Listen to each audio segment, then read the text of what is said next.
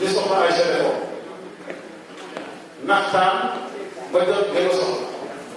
waaye koo force mu gis ko déedéet naxtaan ak si soxla ji déedéet naxtaan daa ngi waaye bu leen forcé baaxul bu leen forcé non bu leen forcé soxla bi bismillah ñuy jégalu parce que temps bi soxla si waroon na def 1 heure de temps mais dañ ko ñaan bu ma leen tënk si fanweeri ne comme ça ñu mën a ñu gën a am na ñu liggéey si ko ànd ngeen ci bismillah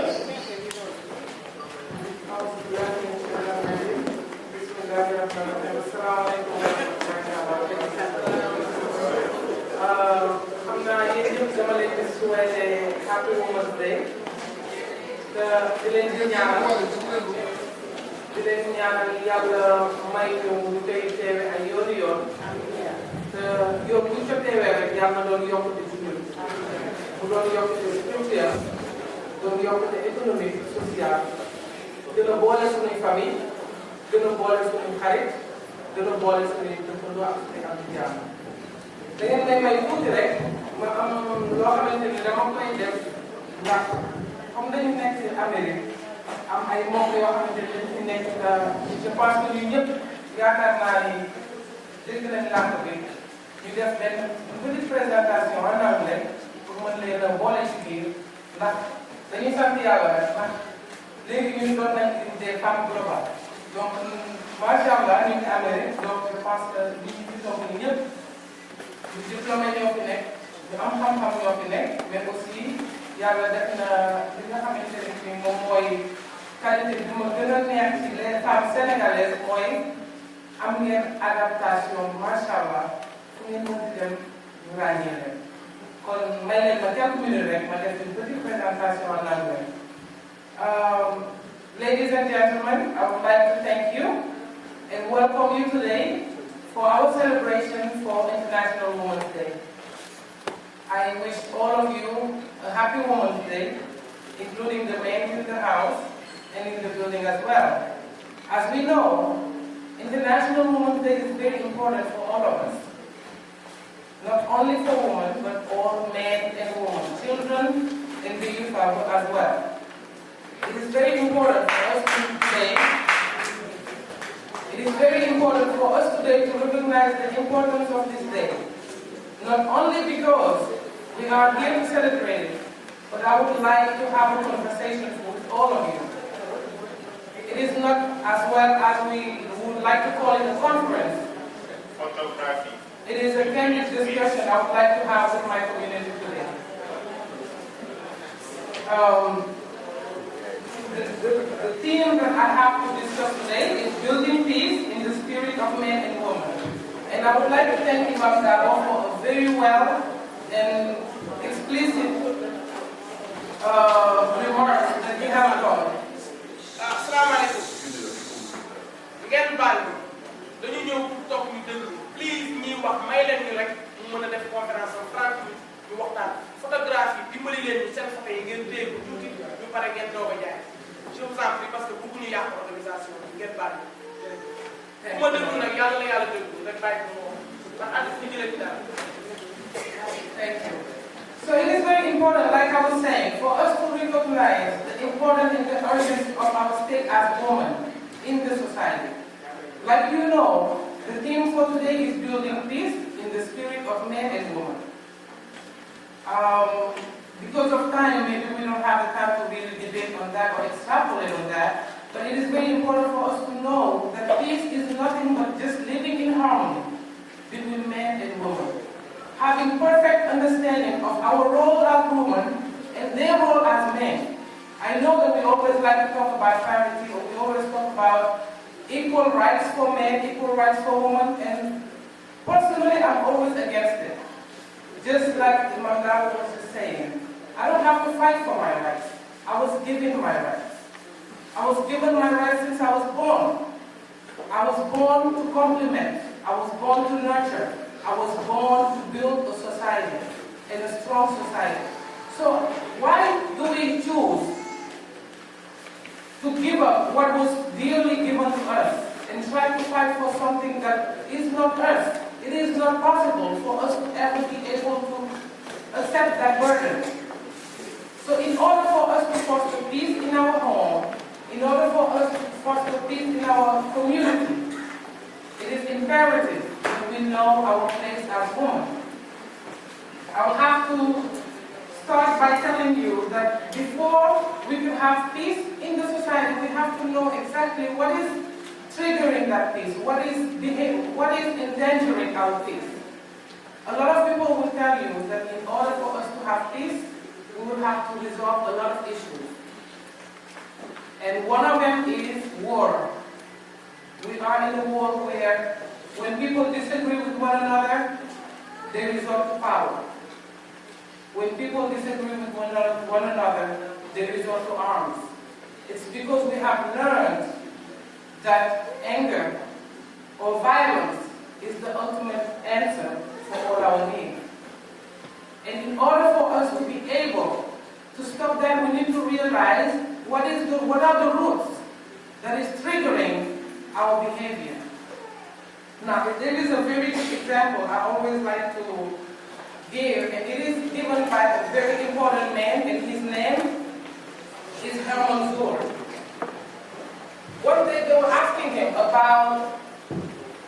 the situation of peace and war, and how do men and women relate to that. Because we have to realize that in our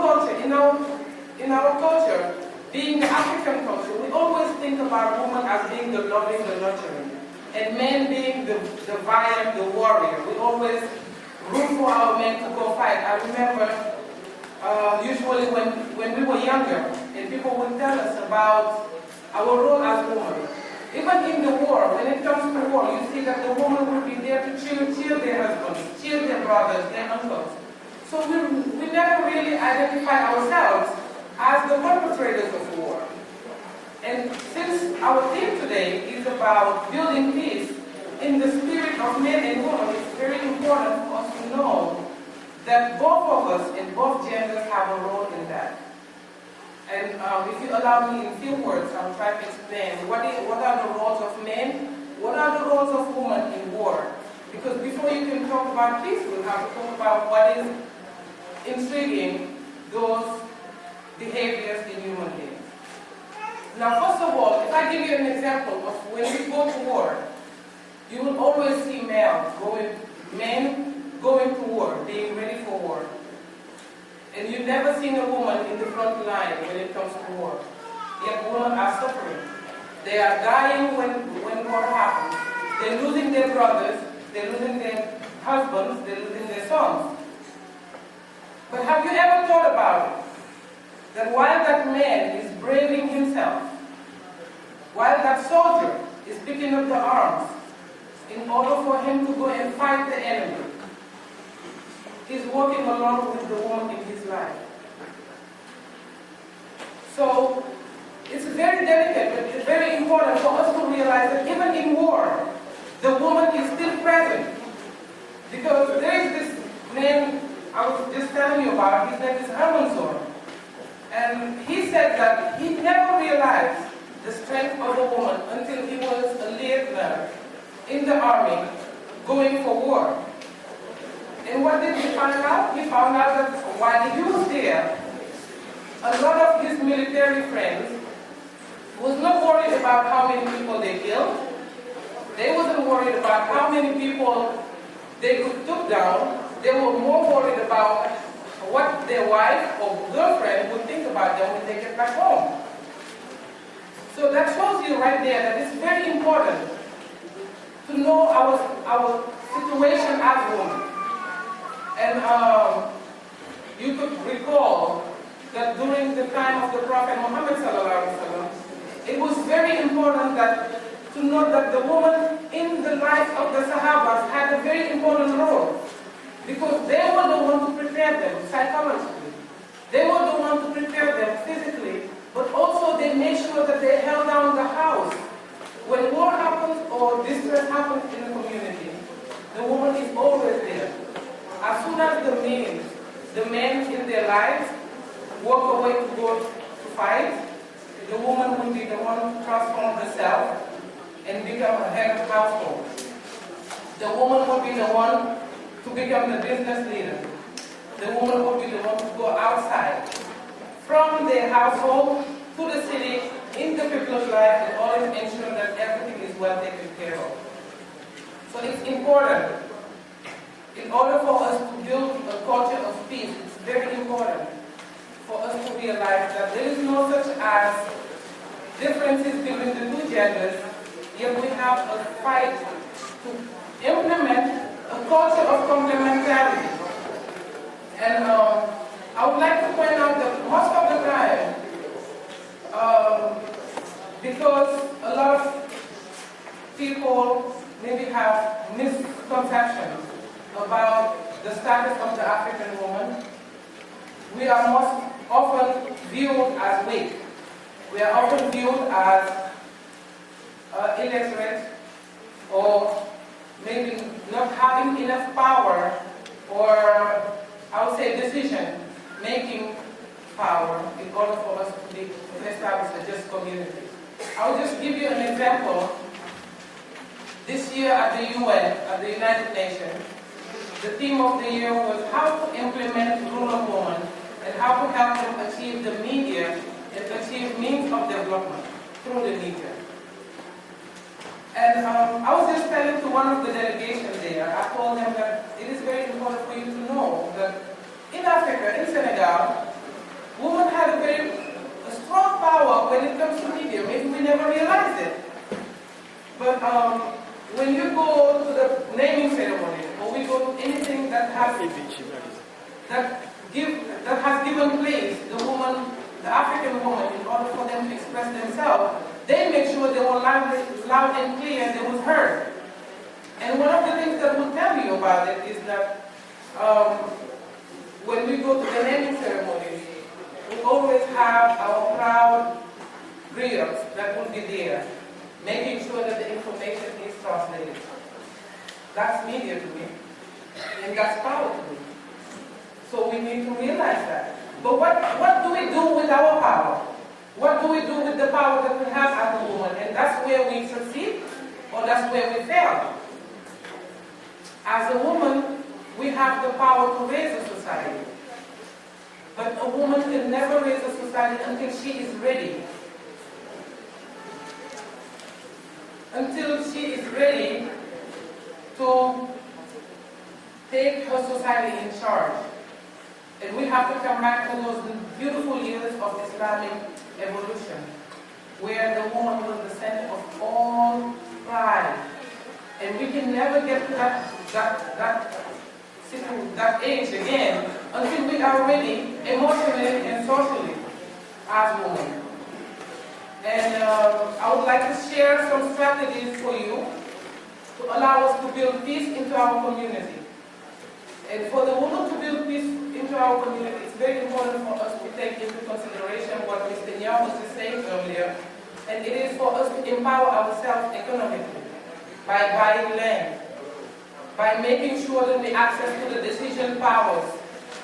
It's not enough in this 21st century that for us as women to just sit down in the corner of our foyers and think that we can change the world just by thinking as we were thinking about 10 years ago. One of the examples I would like to give you is that just in 2000, the United Nations has ratified a resolution which is called Resolution 1325. And that resolution is just for women like us to go back into our communities and try to help our communities by establishing a culture of peace.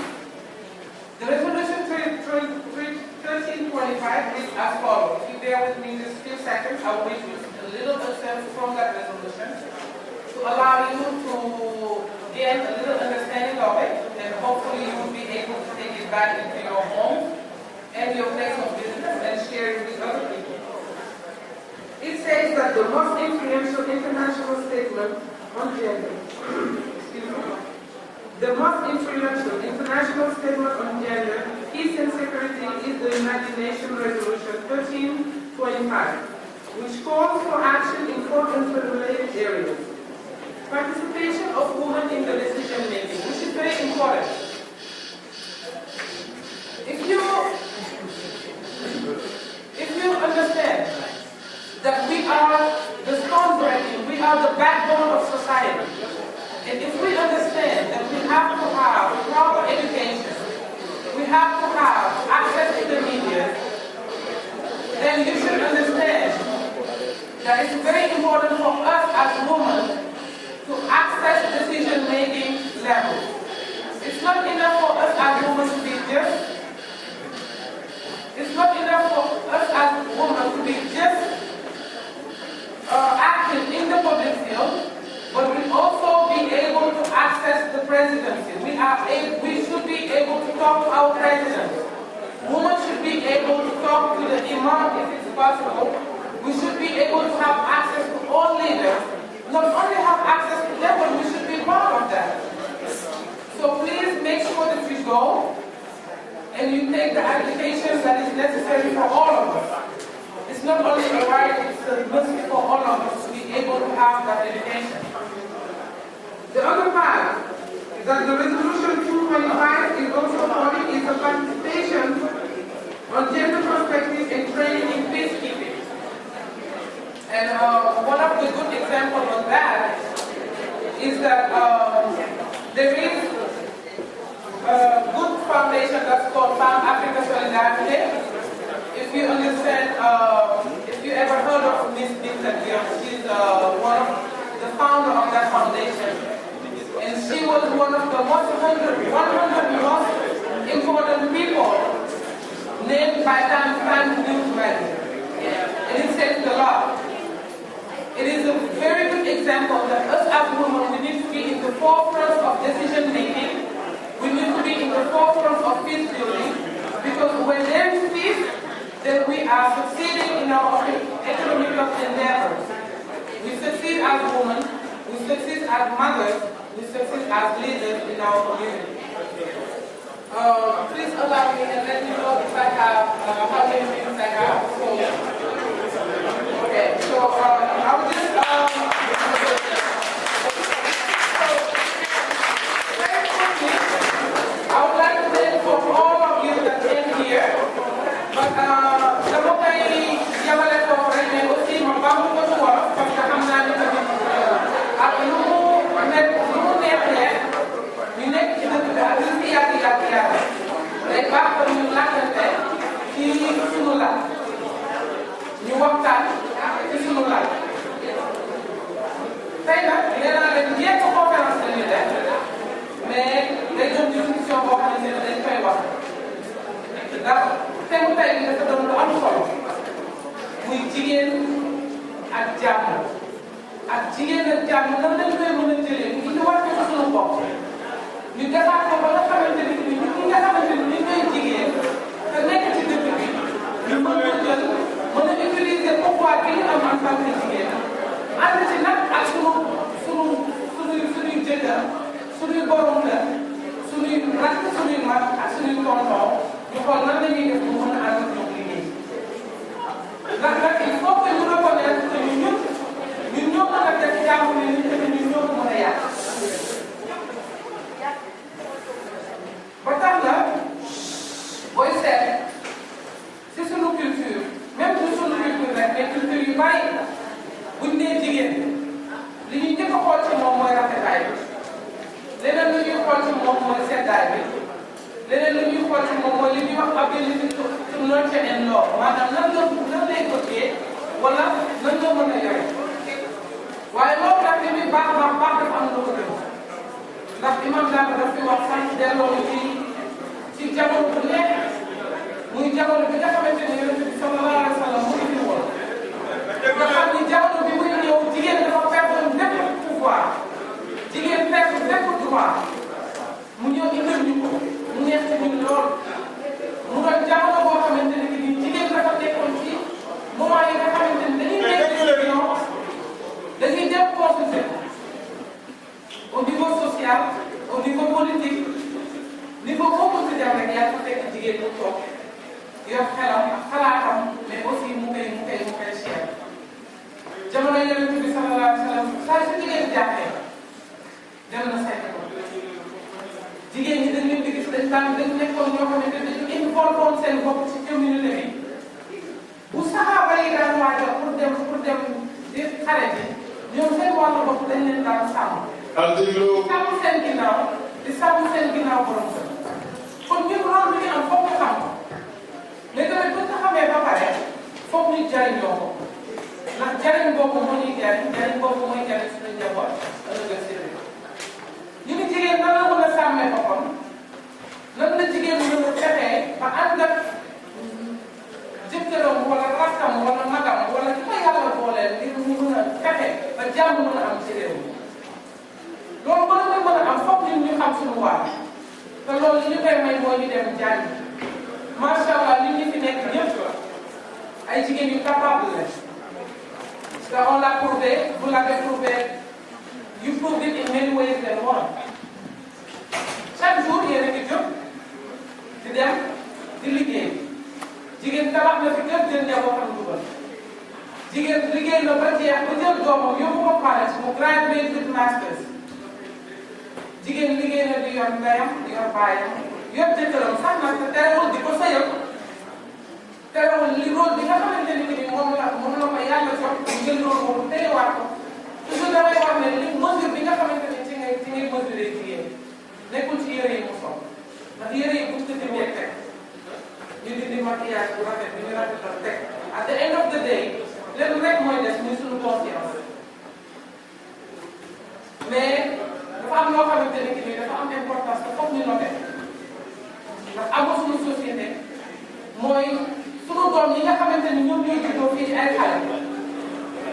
tey jii bu ñu demee seen école ñi ñuy gis ay rôle model ñooñu si seen culture lay nekk culture américaine lay nekk mais très rarement lañ leen di jox les valeurs de la femme sénégalaise très rarement lañ leen di jox les valeurs bi nga xamante ni moom la ñu institué suñu kër ñoom bu ñu génnee pour identifié waa loolu donc c'est très important ñun ñi nga xamante ni ñun ñooy jigéen ñoo mën a def boobu la leen ñoo leen war a mën a indi ci association yu mel ni association des Sénégalais d'Amérique jël suñuy doom teg leen fa ñu leen di instaurer suñu culture di leen instaurer suñuy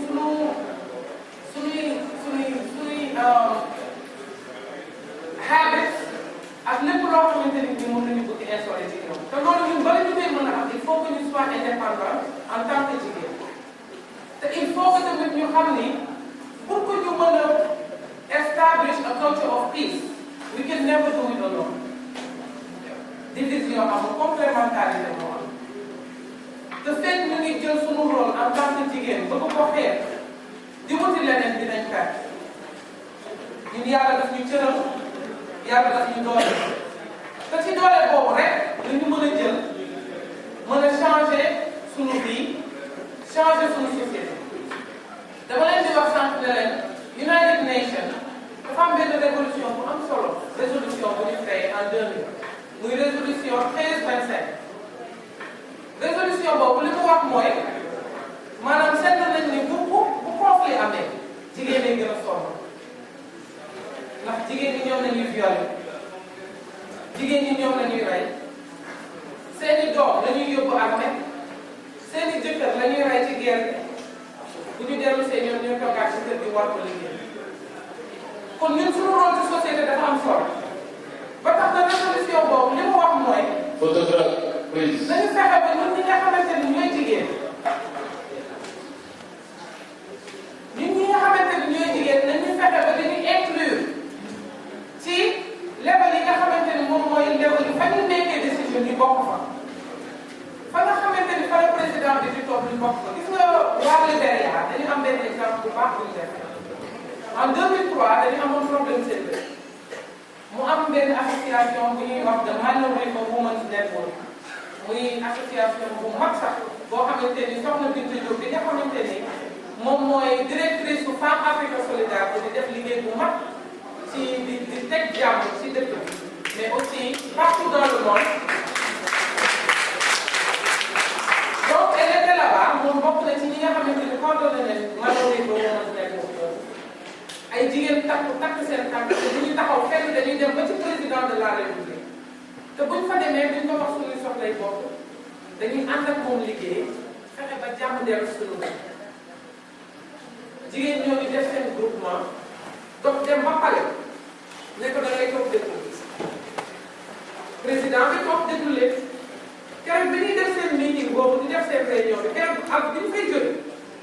dañ fa jóge ak plan boo xamante ni dafa résolve issue bi ci saa si loolu jigéen rek ko mën kon foog ñun ñu xam suñu rôle loolu dafa doon benn exemple ci loolu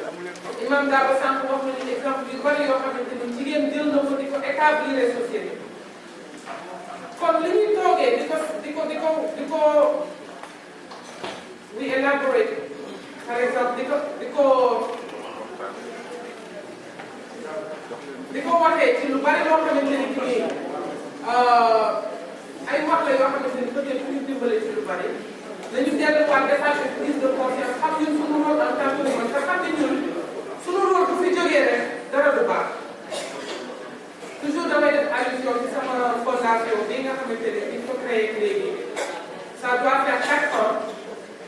4 ans yoo xamante ne ni majorité ñi fa nekk ñëpp ay jigéen la fondation Sama Tata bi moo gisee fi mu tuddee mu doon Sama Tata muy Mame Penda Sarr nekk Sénégal dafa am benn exemple bu mag boo xamante ni daf ko joxe ci rôle jigéen mu doon jigéen boo xamante ni nii bañ na ko ba bu jëkkëram ASC ci moom mu nekk chef comptable société bu mag Sénégal bu jëkkëram ASC ci moom téléphone bi nga koy fay da ngay ñëw mu lay maanaam bu jëkkër si dugg see ci biir kër gi rek dèjà yow xam nga ni atmosphère bi changé na ndax jàpp ni bon yi ci kër gi sax dafa am routine boo xamante ni nii duñ ko adopté rien que monsieur am ñëw na ci kër gi mais terewul boo ko fekkee ci bureau c'est une femme en charge jigéen la boo xamante ni du wax kenn ko dégg muy côté professionnel mu teel ko différencier ak côté conjugal donc ñu jël ko exemple bu nekk suñu marraine ci Sama Tata pourquoi parce que elle a très sûr que ne ñun suñu rôle en tant que jigéen du yem rek ci kër mais ñun suñu rôle en tant que jigéen day génn ci mbedd bi waaye bala muy génn day fekk ñun ñu mat nan lañu war a mel day fekk ñun ñu mat xam fan lañu war a toog mais aussi day fekk ñun ñu mat xam ne kat góor yi nga xamante ni ñoo nekk ci suñu àdduna nekkuñu fi pour ñu ëpp ñoom mais dañu war a ànd liggéey ak ñoom te liggéey boobu du mat tant ñun ñaar ànd ñu pour mën a indi instauré boobu jàmm. je me rappelle Sama Tata moom toujours moom la ñuy référé wu Sama Tata toujours da daan toog loolu fu mu gis foo xamante ne nii jàmm war na fa mu dox ko te kenn du ko yëg. dafa amoon habitude bi may am ay 12 ans je me rappelle toujours dañuy dox ba ci benn place boo xamante ni kenn xamuma ko kenn xamu ko mu jël ay billets 10 000 francs def ko ci ay enveloppe naa ko Binta dugal kër gi boo ko joxee rek dawal na dugal benn kër bu may génn nit ñi dañ naan ma kan moo la yóbbu may daw boobu j'avais pas compris mais c'est parce que en tant que jigéen moom gis na ni wàllam moom mooy pauvreté bi muy gis ci yenn situation ci yenn koñ yi moom loolu la te du xaar kenn ku ko ci fekk kon nañu jël boobu idéologie ñu koy doxee te ñun en tant que jigéen jàmm mënuñu ko sàkku wala ñuy jéem a instauré jàmm sàkk commencé wuñ ko suñu xale yu ndaw c'est très important ñu xalaat xale yi nga xamante ne mooy taalibe yi nekk Sénégal ñu jox leen éducation de qualité mais aussi xale yi nga xamante ni ñoo nekk fii ci dëkk bi ñu jàng nañ leen indi ci association des Sénégalais d'Amérique wala ñu yóbbu leen ci daara yi wala ñu yóbbu leen ci mag ñu baax yi ñu leen di jàngal lan mooy seen culture ñu leen di jàngal ñun suñu wàllu bopp bu ñu amee différence wala ñu am conflit nan lañ li ñuy wax conflict management it's very important ñu xam te boo gisee programme bii ñuy wax programme des sages c'est très important day dellu si waat si wàllu jàmm boobu ndax jàmm li ñuy wax la paix est un état d'esprit jàmm du police boo ñu koy may jàmm du ñàkk arme moo ñu koy may jàmm du tëju suñu biir néeg moo ñu koy may c'est un état d'esprit te esprit boobu ñun ñii bu dee am na lenn lu ñu war a jëlee fii moom mooy mooy que esprit boobu ci ñun ku nekk ci ñun mu nekk ñun ñoo ko war di doxal il faut que ñu solidaire en tant que communauté il faut que ñu solidaire en tant que jigéen il faut que ñuy jàppalante suñu biir képp ku ci am projet boo xamante ni projet bu mag la ñëwal nga wax ko association bi wala nga wax ko yeneen fondation wala organisme boo gis wax ko sa moromu jigéen ñu jàppalante musante ndax ñun kenn ci ñun bu baaxee ñun ñëppay baaxandoo ndax doomam dina baax te bu doomam génnee njariñ la wala mu njariñ sa morom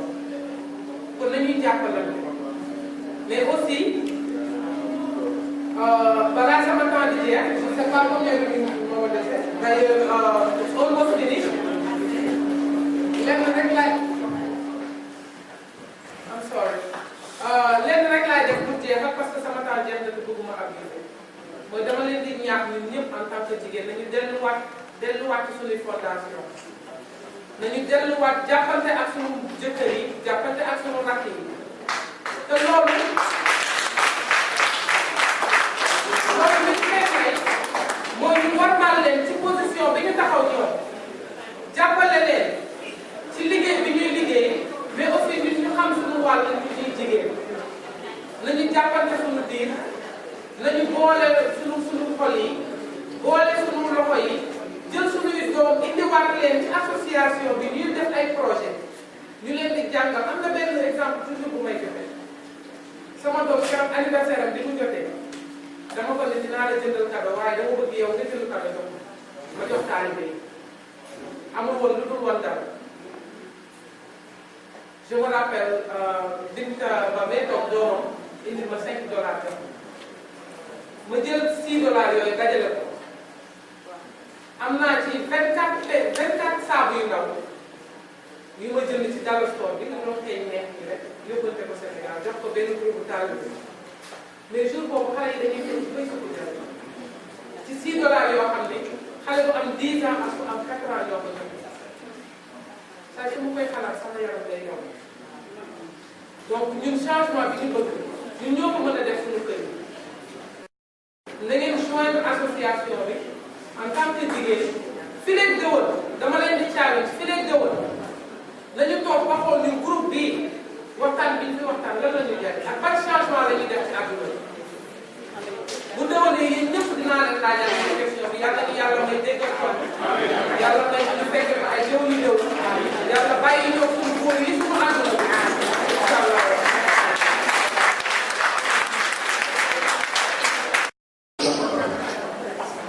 donc dañu ko suñu dafay ko wëri ba pare ñu bàyyi ko mu bëggal ñu ñu tàggatoo mais bala ñoo commencé su ko wëri kon dañu joxe kala Baba Sall mu sant ay ak doole.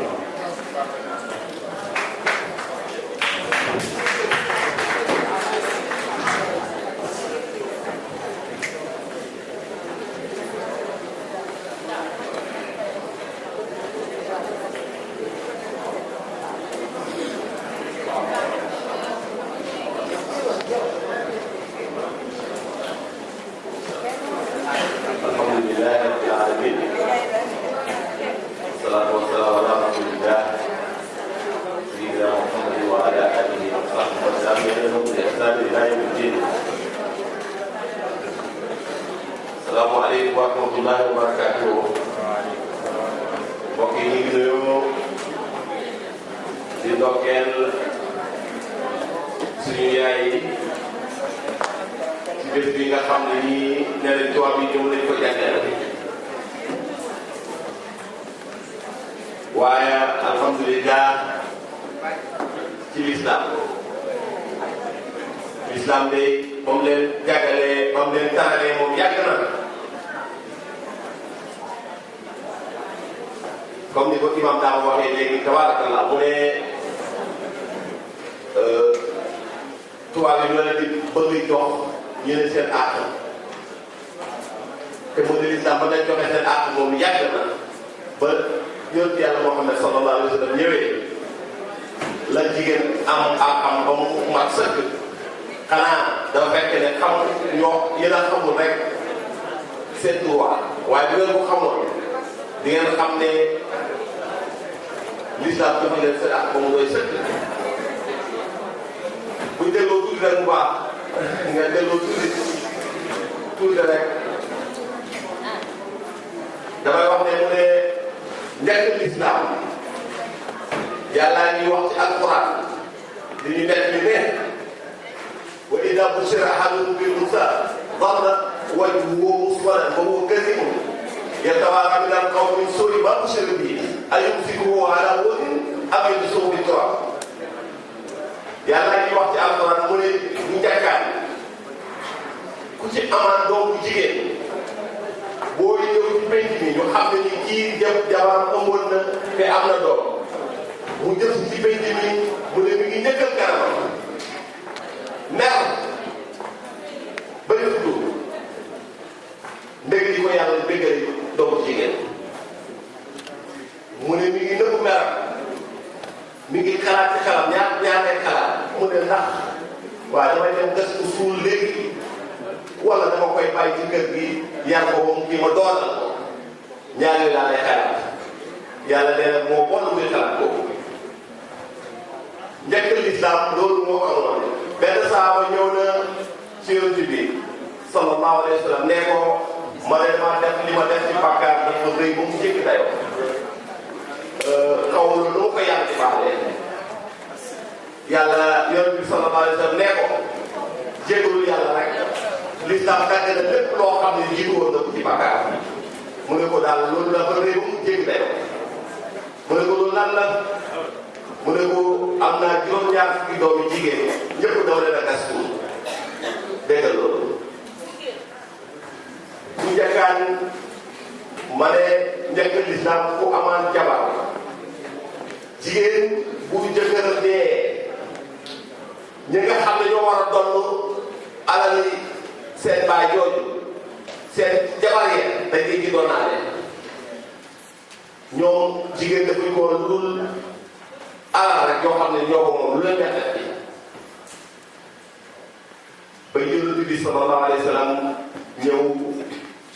wax nañ ne jigéen dafa kooku war sax ñu doon ko waaye dafa war a doon comme ni góor yi di doonee kon ngeen ne loolu lislaam rek moo leen ko jox moo tax ma ne ñu xamoon dëgg li ñu lislaam wax leen lislaam may kon bis bu nekk ngeen gàmm sant yàlla ci Yonent bi yónni gi ko yónni mu ñëw sowee leen bu njëkkaan gis nga ko Yonent bi sallallahu alayhi wa sallam nit ñi di wax ne jigéen baaxul moom yàlla foofu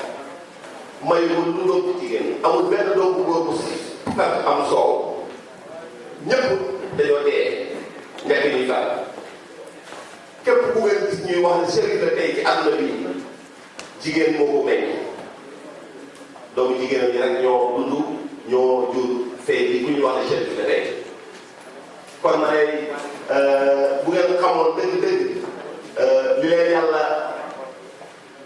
ni leen taralee kon di ngeen sant yàlla bu baax parce que bu ñu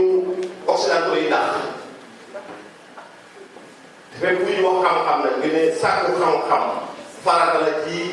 jullit ak góor bu nekk ak jullit bu jigéen jigéen bi bu fekkee dafay génn këram ñu ne ko amul droit wax ne bu ko jëkkër ji teree mu dem bu ko jëkkër ji teree rek dafa war a toog lu dul muy sàkku ji xam-xam bu boobaa bu ko jëkkër ji teree itam na kat ndégalal góor jigéen jëkkër ji dem sàkku ji xam-xam xam-xam nag bu ñu koy wax mooy xam-xam bépp bu lay xamal sa diine loolu rek la ñuy tuddee xam-xam de waaye li nga dégg tey ñi ñuy wax ay am diplôme yu bari yooyu yëpp ay métier ci métier rek waaye bu ñuy wax xam-xam dëgg bi nga xam ne moom la ñuy wax ne innama yaxsha llaaha min ibaadihi ulamaa ku xam rek moo mën a ragal yàlla xam-xam boobu ñuy wax mooy xam seen diine na ngeen fexe xam seen diine loolu te bu fekkoon ne dañ ne xam-xam bi ñaar rek la war a nekk kenn moo ko ci xam jigéen bi ak jëkkër ak jabar damay wax ne jabar ji xam diineem moo gën góor gi xam ko ndaxte mooy école bu njëkk ndaxte yaa ngi yar sa doom loo koy wax rek war na fekk bu dëppoo ak lislaam xam nga bari na ñoo xam ne ñu ngi wax seen doom yi tey jii ñuy def dara ñu ne ko bàyyi loolu baaxul fekk loolu baax la ñu ngi koy tere loo xam ne nii dem di ko digal mu jot laa dara te loolu li da ko tere kon nag boobu mooy école bu njëkk bi kon ñooñu ñoo war a gën a xam te yàlla daf leen taral lool képp ku mën di doon dafa ne yàlla dafa wax ci alquran mais askinuhunna min haythu sakantum muy muy dugg mu ne na ngeen dëkkal jigéen ñi fi ngeen dëkk yéen kon nag képp ku ci amoon jëkkër muy buur muy président du mu dara yu mën di am fa mu dëkk la war a dëkkal waru na ko dama mukk ne maa ngi dëkk ci palais foofu la dëkk foofu la war a dëkkal sa àq la yaa ko mënoon mayut la ko saratu la kon nag yàlla taral na leen depuis démb kon nag na ngeen jéem a xam seen diine loolu mooy li nga xam ne moo leen di sauvé kon nag gannaaw loolu ñu ngi nuyoo te di leen di wax ne seen bés bi nag ñu ngi leen di ndokkeel di ñaan yàlla jubal ñu yàlla jubal ñu te may ñu xam suñu diine te yàlla aar ñu ci seytaane parce que yëf yi doy na waa lool xoolal fii tey ñu ngi wax ne mën nañoo góor ak góor mën nañoo takkante jigéen ak jigéen mën nañoo takkante te ñaari jamono bu ko am xam nga loolu musiba naa ko ay na li yàlla santaane ñu teg ko fële di teg seen loo xam ne loolu musiba naa ko ay na kon nag gannaaw loolu li tax sax ma jël kàddu mooy dama bëgg ngeen sant yàlla tedd boobu nag dama bëgg ngeen jëfee ko ndaxte association bi soxla na dimbal baax te dimbalante ngir yàlla lu am solo boobu yonent bi dafa wax ne sallallahu alayhi wa sallam ne allahu fi hawli abdihi ma dama al abdu fi hawli abdihi yonent bi sallallahu alayhi wa sallam ne nit ki yàlla nit ki soxlaay jaamam bi fépp jaam baa ngi nekk ci soxlaay borom damay wax ne yonent bi sallallahu alayhi wa sallam dafa ñëw bés di ko laaj nu ñuy demee itikaaf mooy bu koor gi desee fukki fan nga nekk ci jàkka ja nekk fa ba koor gi jeex ni mu amee solo ñu koy laaj di ko laaj ba yàgg mu wax leen ne lii nag li muy am solo nga am sa bokk mu am soxlaam nga dem doxali ko yàlla moo xam faju na moo xam fajuwul moo gën nanga bi itikaaf fukki at nga def ko nekk ko ci jàkkee ja mën benn soxla boobu moo gën ndaxte yàlla dafa ormal jullit bi lool moo ko jéggi dayoo kaaba gën a dafi foor nee na benn jullit moo ëpp ormal fa yàlla nee na aussi nga gis kenn ku xiif nga lebal jox ko benn tibu ñam benn tib laa la wax de mu lekk ko mu ne moo gën tabax junne juma la wax de waxul jàkk rek sax junne juma boo nga gis ne dundale ci yoonu yàlla ni mu amee solo te ñii nga xam ne nii ñu ngi liggéey di dimbale xeet yi yow muy jël sa dërëm jox leen yow ak ñoom yéen a yem tiyaaw kon nag seen bés a ngi nii dama bëgg ngeen ñëw tey jii wan ma ne sant ngeen yàlla seen bés bi ñu dimbale association bi waaye nag ñu ne dimbale jafek loxo borom kon nag moom tuuti na waaye nag moom commencé lii ma bëgg nag ngeen ñëw sant ne ko yàlla ci bés bi ngeen am tiyaabu jooju nga xam ne nii ñoom lay di am kon ñu ngi leen di woo ci taabal bi comme nag comme ne ñoo jigéen ñi ñoo sama xarit te comme que seen bés la moo tax ma ñëw jël kàddu ñi leen di woo ngeen ñëw ngir yàlla bismillah jazakumullahu xayran ñëw leen ne bëgg nag kenn yóbbante kenn rek te bëgg kenn koo xamal ko rek daa bëgg ngeen daal ko rek séeréer ba rek moom da koy ko xam toujours waaye bëgg ko kenn ko xam tey kaa yoo xam ne yu taxaw a taxaw la yu urgent waaw dégg ko am na ku ñu macha allah jazakumullahu xayran donc daa jërëjëf mu ne am na ku immigration jàpp am na ku ne ñu war koo yóbbu loolu yëpp jazakumullahu xayran amul ma wax kay daanaka la ma wax jërëjëf kon nag ñu ngi ñu ajjale bismillah jazakumullahu xayran dara jërëjëf waay jërëjëf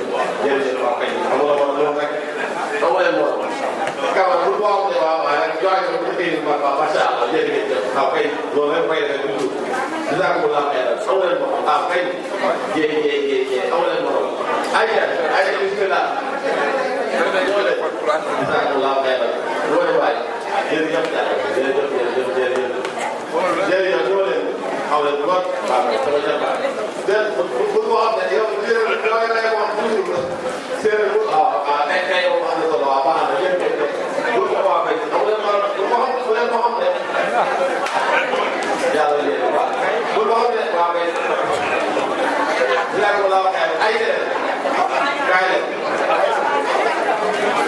waaw jërëjëf xamu leen ma ko waaw jërëjëf xamu leen ma ko jërëjëf ñoo leen kay xamu leen ma ko jërëjëf loolu laa ko bëggee ñoo leen alaaji jërëjëf jóg jërëjëf ma ne yow am na ñu ma gisagul de am na ñu ma gisagul de merci jërëjëf am na ñu ma gisagul de ñëw leen waaw kay waaw kay waaw madame Ndiaye ñoom rek laa la xamee si amu leen morom yow jërëjëf yàlla yàlla fay ndeg yéen ci dara yéen du fi waaye joxe yàlla yàlla fulal la ko bu xam ne yaay daal bu xam ne du xam ne du am nga def ko jërëjëf waay jërëjëf yàlla yàlla may ñu fekk ko déwén yàlla may ñu aajo daal di leen sallallahu alayhi wa sallam yéen di bu baax jërëjëf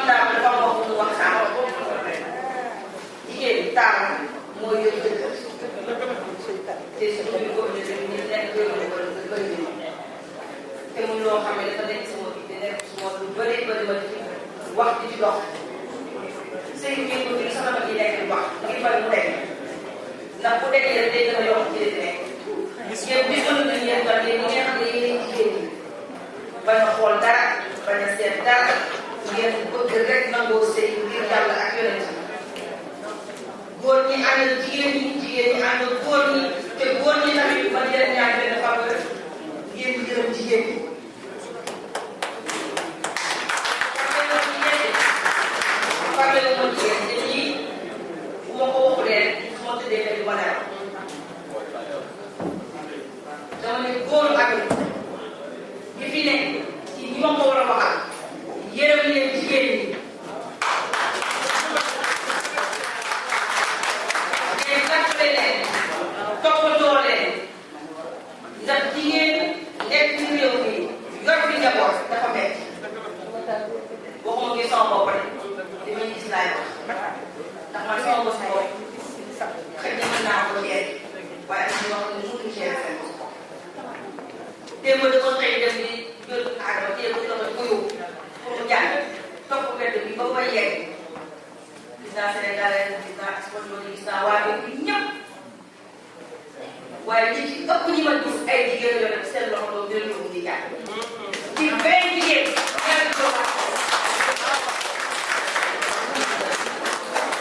ma taxaw ba ma taxaw di leen xool ci école xam naa ne ni sa yaram bi dafa neex waaye jaaxle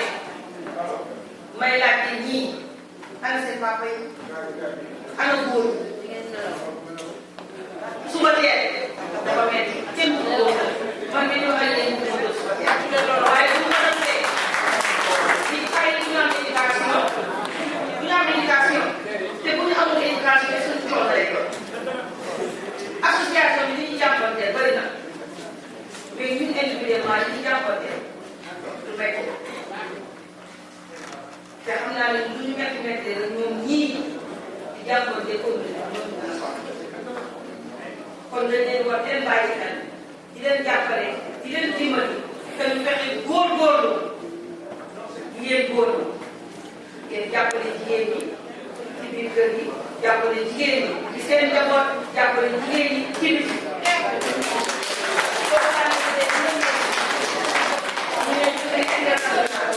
des fois dama doon jigéen nekk sama mbooloo jigéen jamais lu ma am ni sama intérêt personnel su ma lay wax dama la ñu intérêt ñun ñëpp ndax li ñu leen ku sonn rek ñun ñëpp sama njaboot te boo gën a dund na te laal rek boo dina koy une fois laal ñu ñuy toog rek ci jigéen ñi dëkk bi moo xam boo mën na bokk tari boo mën na bokk boo mën na bokk lu ci laaj ci ñoom ci rek dina ko moo ko liggéey mu am lu ko neex donc damay wax ne journée internationale des femmes yéen ngeen nekk suñu càmm nañu bàyyi loolu xel ñu tuddee ngeen